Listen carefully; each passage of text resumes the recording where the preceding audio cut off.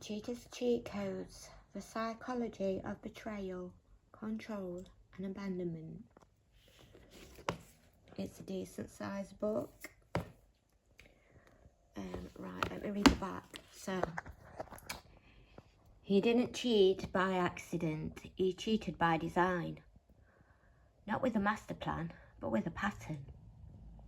A pattern that begins with protecting his identity, that turns unhappiness into your responsibility, that refines boundaries instead of respecting them, that uses secrecy, triangulation and confusion to stay in control, that collapses into panic when exposed.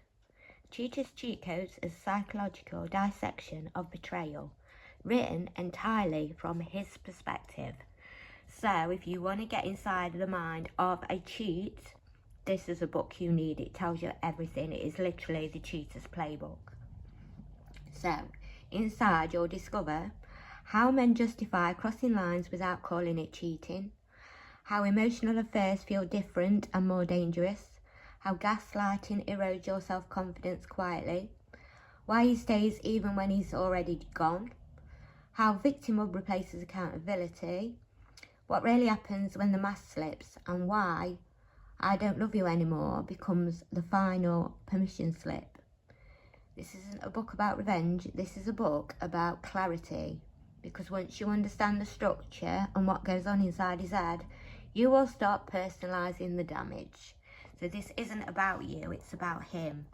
And it literally tells you why they do everything they do when they're cheating, why they say the things they do, why they play you off against the other woman. It's literally why they actually choose the other woman. It's got the whole shebang in this one book.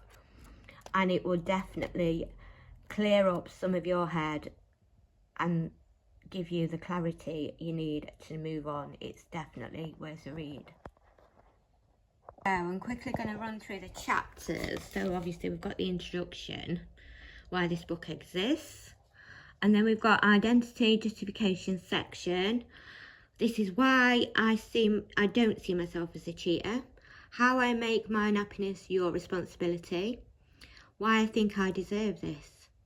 So part 2 is crossing the line, boundary testing, how I start without starting, the compartmentalisation, how I become two people at the same time, the secrecy and the phone protecting access to the fantasy, addiction to the fantasy, why the phone feels more important than the relationship,